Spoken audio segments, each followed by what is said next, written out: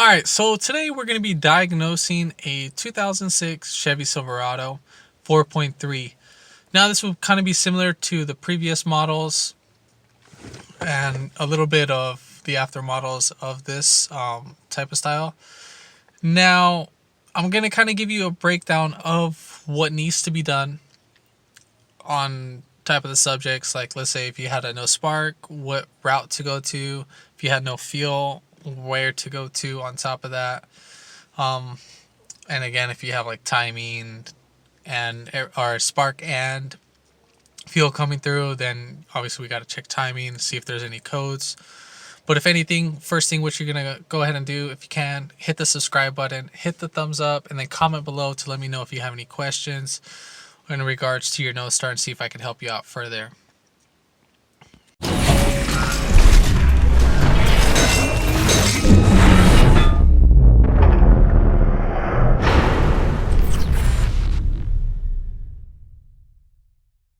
First thing what you're going to go ahead and do, you want to check the any stored codes, any pending codes.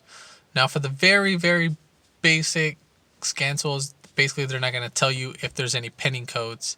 Some will, most of them won't for the very cheap ones. Now if you have like a more upgraded one, like $100 one, it most likely should tell you that. This car has no stored codes. It starts probably after you get it, after a while of starting. It will, like after cranking, it will start. But the next morning or like a day after, it won't start. It's just like a hard start. Now what I did notice during my cranking, that basically as I'm cranking it and then I'm holding the gas pedal and I let go, like I stop cranking it, I hear kind of like a little puff, like poof poof, like, and then smoke would kind of come up through the throttle body.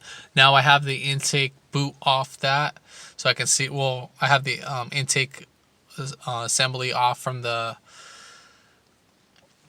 throttle body assembly, and then I can see the smoke shoot up. So now I kind of assume that, well, I mean, that kind of narrows it down that my timing is off.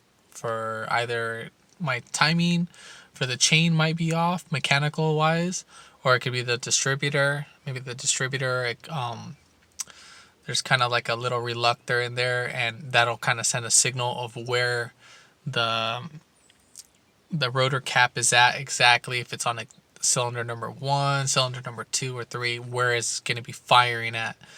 Or it could be the igniter. Sometimes that could take too long to fire, or it could be the ignition coil. It could be the spark to taking too long. But I'm going to go ahead and crank this and show you how my symptom is.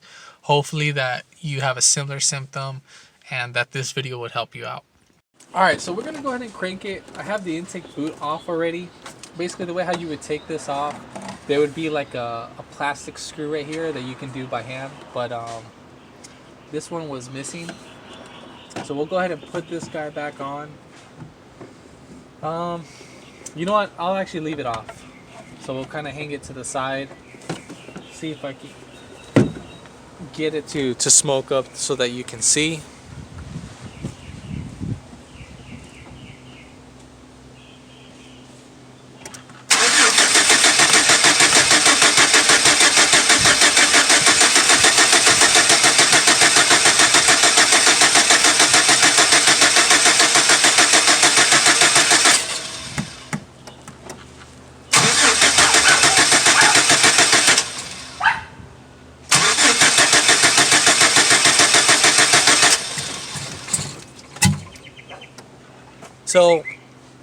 So after I'm holding the gas pedal as I'm cranking it, and you hear it go boom, boom, boom.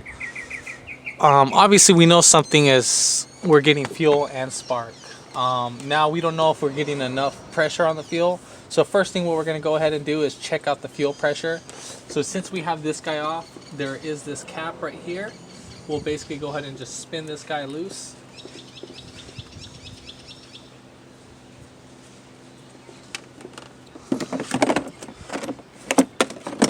So the tool that we're going to be using to test out the fuel system for the fuel pressure is going to be 27167. That's a fuel pressure test kit. Now this kit comes with a good amount of tools to test, but the only thing that we're gonna need is just the pressure and obviously this piece. So that's pretty much it. And then you would release the fluid into a little container with this clear hose.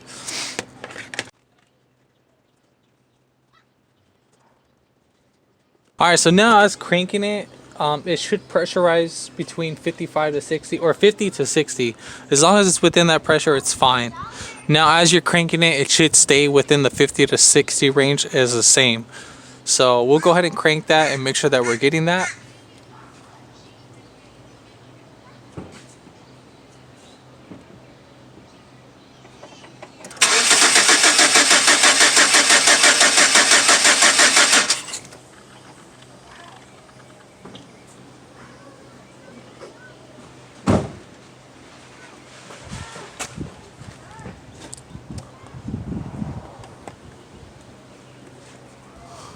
So as you can see, we're still at the 50. So it's about at the 55 mark. We're not getting any drops. So now we know the fuel pump is in great shape. So there's nothing wrong with that issue. Now, if you're not getting any fuel pressure, now what I would go ahead and do, either bang on the fuel pump to see if you can get bang on the fuel pump while someone's trying to crank it at the same time. If not, you're gonna have to go ahead and check out to see if you're getting power to the fuel pump. You can check out the relay or the fuses just to make sure those aren't popped. Fuse box will be right here.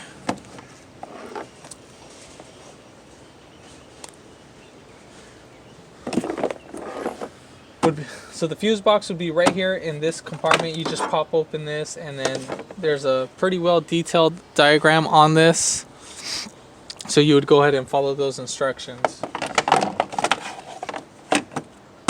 Now, if everything checks out fine right there, then you're gonna go ahead and go to the fuel pump, drop down the tank, and then make sure you're getting power to the fuel pump. If not, you can actually add power to the fuel pump and see if it pressurizes. Now, if it's not, then obviously your fuel pump is bad.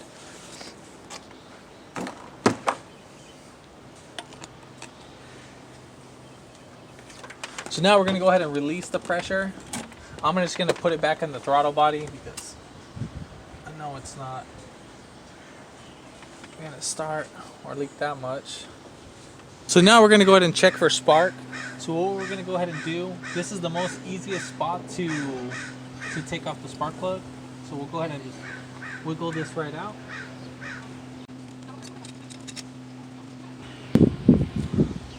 Alright, so then we're gonna go ahead and take off our spark plug. I'm gonna be using a 3/8 ratchet with a 3-inch extension. And then the size that you're going to need is 5/8 for the spark plug. Now we can see that our spark plug has fuel on it, so we know what fuel's getting inside there. So obviously we are getting spark, but I have a feeling that we're not getting spark at the right time. So either it's mechanical or ignition, or it's coil. So we can go ahead and check this out. We're going to see if we're actually getting spark.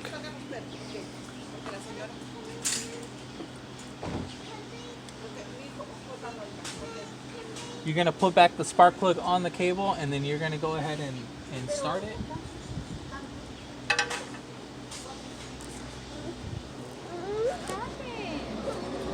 CJ, can I have you start it?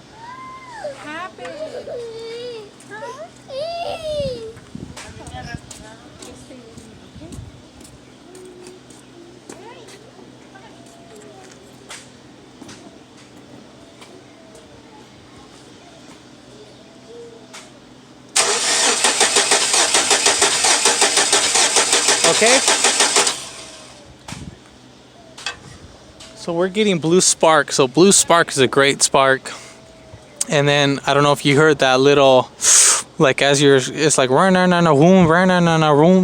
Well, obviously because I have the spark plug out of there, so it's one cylinder is not having enough compression. Now, one thing, if you have a burnt valve, bent valve, it will crank. You will have a misfire. Obviously you would get like You would have to check compression on that. I've had cases where the car will start up fine, unless if like all the valves bent, then that would be a different situation. But the motor will crank a lot faster. Now, one way you can tell that is by having all the spark plugs out and then cranking it, and then it'll spin very smoothly with no pressure. So that's if you have all bent valves. But that case we don't have. I know there's great compression, but if you wanted to double check on that, you can check on all the cylinders. But I would make sure you, while you're cranking it, have the gas pedal all the way down so it does like a fuel system cutoff, and so that fuel won't be getting sprayed as you're testing each cylinder. So now we're getting spark. Now what we're gonna go ahead and do, well, if you weren't getting spark, basically I would check your ignition coil.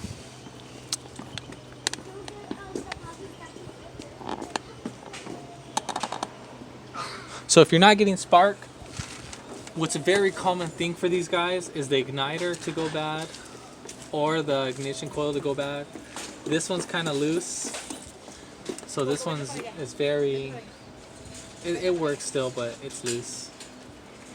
But one way you can check it out is by unplugging this wire from the distributor side and then bench testing it from a ground and see if you're getting spark from there. If you're not getting spark from there, most likely I would test out the ignition coil and see if that's bad.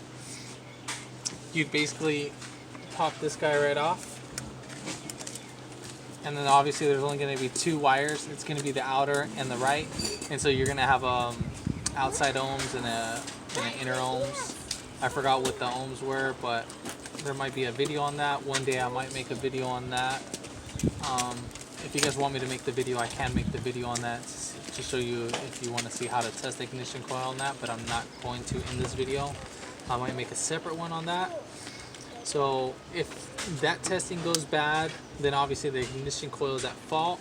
Now if that's fine, I know there's a testing procedure for the igniter that I don't know how to do yet, or I think you need like a module just to test it out, so I don't know about that.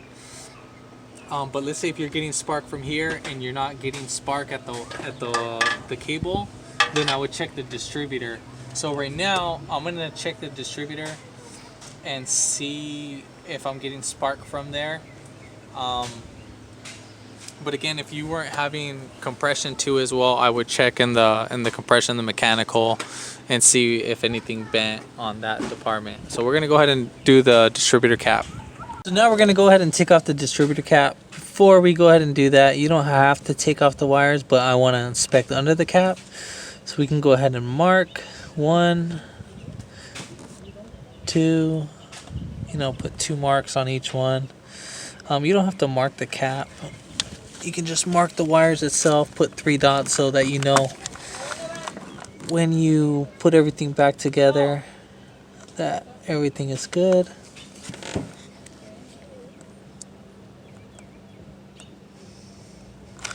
And then we'll do the same thing for the other side. Now there's going to be 2 bolts on this distributor cap. There's going to be one right here, and then there's going to be one on the other side right there. Now those are going to be a T15. So we'll just go ahead and loosen those right up. Now, since I'm right here looking at it, I see a hairline crack right here. So that's kind of giving me an indication of something. So hopefully, it's just the cap, nothing else. Rather it not be the distributor.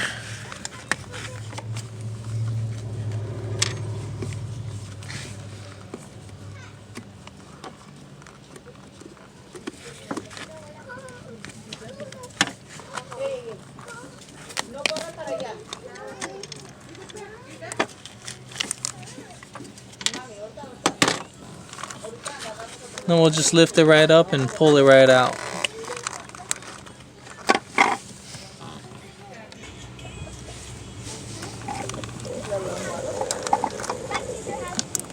You're gonna pull this cable back towards the spider of the fuel injectors, and then you can pop this out.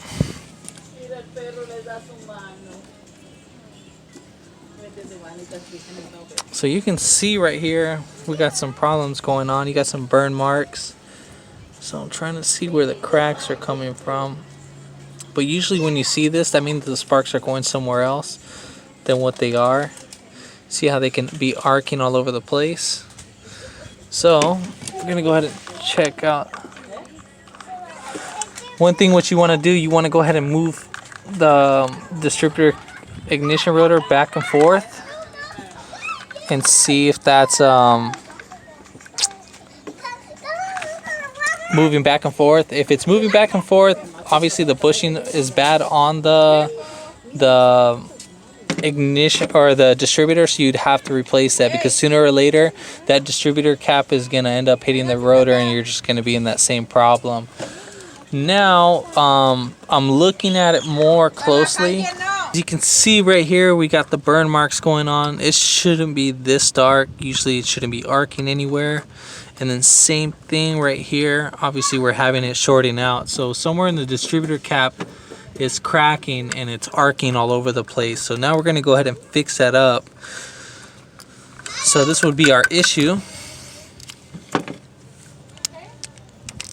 And those are going to be T15s too as well.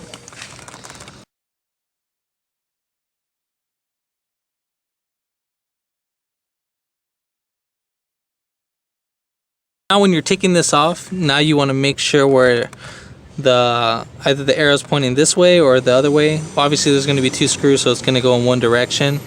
This thing was arcing all over the place. Hopefully we didn't damage this guy right here in the back, because earlier when I was talking, this is the one that sends a signal, because normally it should be clean. You got to remember, you got like about 30 to 60,000 volts coming through here. So hopefully we didn't damage nothing of that.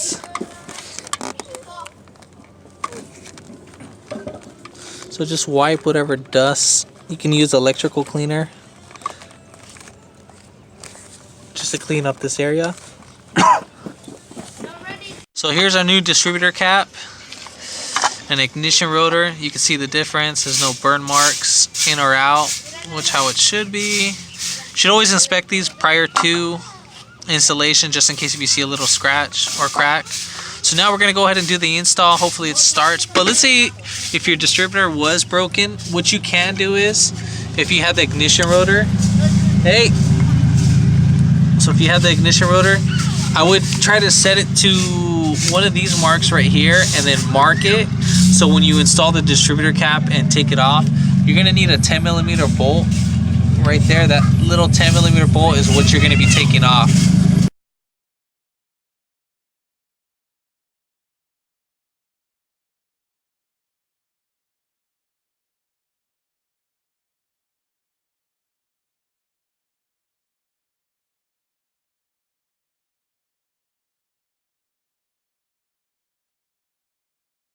So we're going to go ahead and start it up now after we got everything put back. Don't forget to put back your vacuum hose. And I took this off just for a video demonstration, so if you did take it off, just don't forget to tighten down these guys. So we'll go ahead and start it up.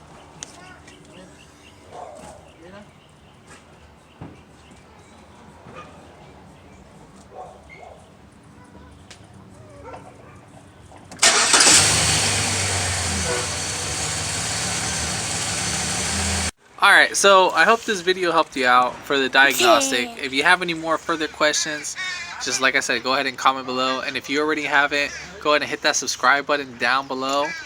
And then give it a thumbs up, and thanks for watching.